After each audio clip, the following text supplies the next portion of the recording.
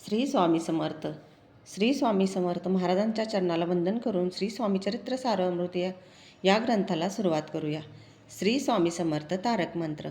निशंक होई रे मना, निर्भय होई रे मना, प्रचंड स्वामी बळपाठीशी नित्य आहे रे मना. अतर्क्य अवधूत हे स्मरतृगामी, अशक्य हि शक्य करतील स्वामी. जिथे स्वामी चरण तिथे न्यून काय, सोये भक्त प्रारब्ध घडवी ही माय. आज्ञे विना काळही ना नेई त्याला, परलोकीही ना भीती तयाला. अशक्य हि शक्य करतील स्वामी. उगाची भीतोसी भय हे पळू दे, वसे अंतरी स्वामी शक्ती कळू दे. जगी जन्म मृत्यू असे खेळ ज्यांचा, नको घाबरू तू असे बाळ त्यांचा. अशक्य हि शक्य करतील स्वामी. खरा होई जागा श्रद्धेसहित, कसा होसी त्यावीन तू स्वामी भक्त. आठव कितीदा दिली त्यानीच साथ, नको डगमगू स्वामी देतील हात. अशक्य हि शक्य करतील स्वामी. विभूती नमन नाम ध्यानातीत, स्वामीच या पंचप्राणामृतात. हे तीर्थ घेई आठवी रे प्रचिती, न सोडती तया जया स्वामी घेती हाती. अशक्य हि शक्य करतील स्वामी. अशक्य हि शक्य करतील स्वामी. अशक्य हि शक्य करतील स्वामी. अध्याय 4. श्री गणेशाय नमः. स्वामी नामाचा जप करता चारी पुरुषात येती हाता. स्वामी चरित्र गाता ऐकता पुनरावृत्ती चुकेल. गताध्यायाच्या अंती अक्कलकोटी आले यती, नृपराया दर्शन देती स्वेच्छेने राहती तयापुरी. चोळापाचा दृढ भाव घरी राहिले स्वामी राव. हे तयाचे सुकृत पूर्व नित्य सेवा घडे त्याते. चोळाप्पाची सद्गुणी कांता तीही केवळ पतिव्रता, सदोदी तिच्या चित्ता आनंद स्वामी सेवेचा. स्वामी केवळ ईश्वरमूर्ती, देशोदेशी झाली ख्याती. बहुत लोक दर्शना येती, कामना चित्ती धरोनी. कोणी संपत्ती कारणे, कोणी मागती संताने. व्हावे म्हणूया लग्न येती दूरदेशाहुनी. शरीर भोगे कष्टले, संसार तापे तप्त झाले. मायामयी पसाराते फसले, ऐसे आले किती एक. भक्त अंतरी जे जे इच्छिती, ते ते येती राजपुरविती. दृढचरणी जयाची भक्ती, त्यासी होती कल्पतरू. जे का निंदक कुटील, तया शास्ते केवळ. नास्तिकांप्रती तत्काळ योग्य शासन करताती.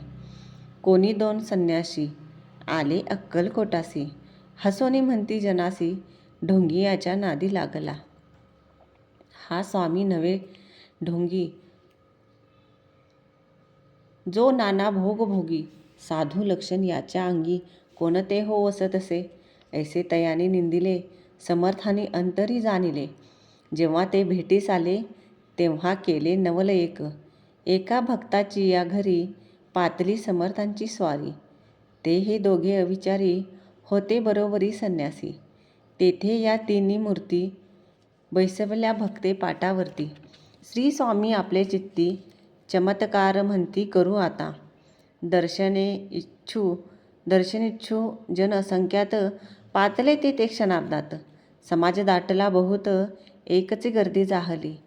दर्शन घेऊन चरणांचे, मंगल नाम गर्जत वाचे.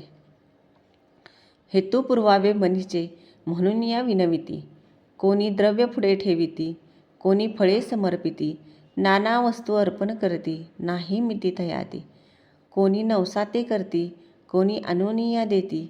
कोणी काही संकल्प करती, चरण पूजिती आनंदे. संन्यासी कौतुके पाहती, मना माझे आश्चर्य करती. क्षण एक तटस्थ होती वैरभाव विसरवणी.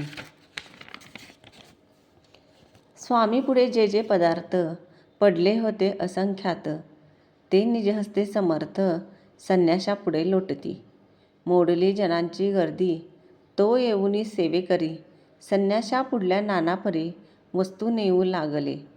समर्थांनी त्या दिवशी स्पर्शन केला अन्नोदकासी, सूर्य जाता अस्ताचळासी तेथून या उठले. दोघे संन्यासी त्या दिवशी राहिले केवळ उपवासी, रात्र होता तयांसी अन्नोदक वर्जसे.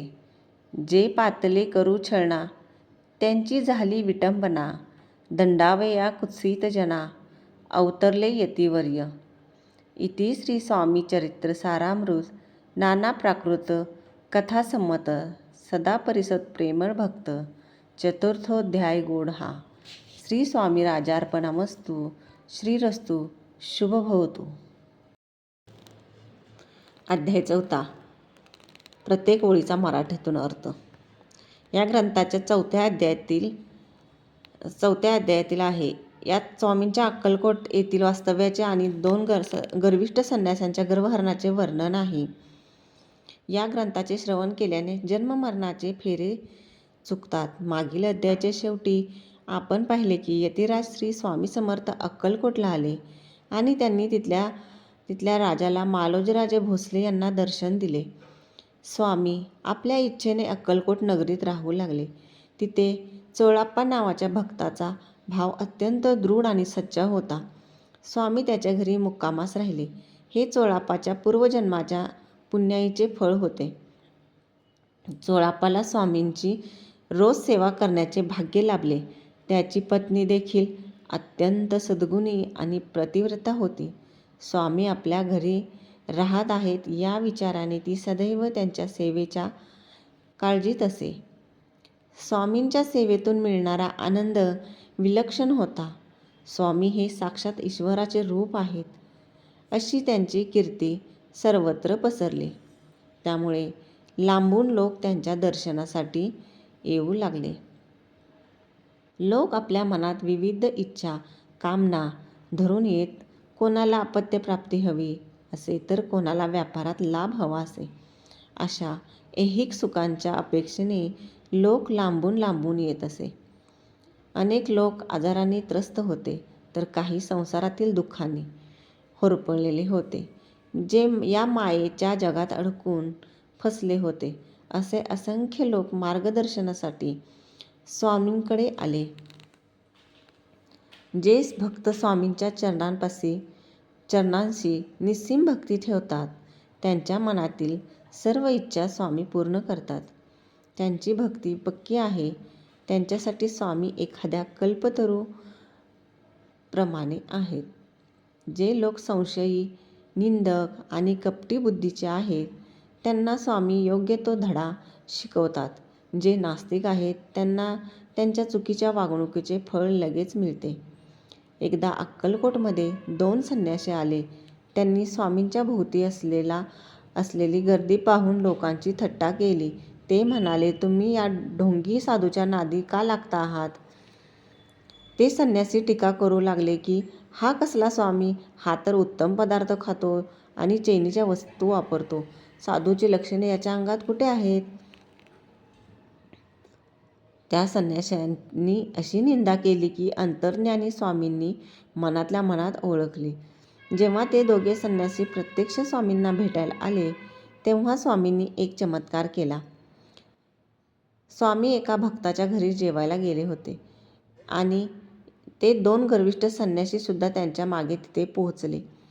जेवण्यासाठी 3 पाट मांडले. स्वामींनी ठरवले की आता या दोघांचा अहंकार उतरवण्यासाठी काहीतरी चमत्कार दाखवला पाहिजे. स्वामी तिथे आहेत हे कळताच क्षणार्धात लोकांची अलोट गर्दी जमली. लोक दर्शनासाठी एकमेकांवर तुटून पडले. लोक स्वामींच्या पाया पडू लागले. त्यांच्या नावाचा जयजयकार सुरू झाला. प्रत्येकजण आपली गाऱ्हाणे आणि इच्छा स्वामींना सांगू लागले. यामुळे तिथं इतका गोंधळ झाला की त्या संन्याशाला साधे जेवणही नीट करता आले नाही आणि लोकांच्या पायाखाली त्यांची तुडवणूक झाली. या अध्यायाचा अर्थ स्वामी बाह्य रूपात जात नाहीत, तर अंतरातील भक्ती पाहतात. ज्या संन्याशांना आपल्या ज्ञानाचा आणि संन्यास धर्माचा गर्व होता, त्यांना स्वामींनी दाखवून दिले की प्रत्यक्ष भगवंताचे दर्शन आणि लोकांच्या श्रद्धा यापुढे कोरडे ज्ञान व्यर्थ आहे. श्री स्वामी समर्थ.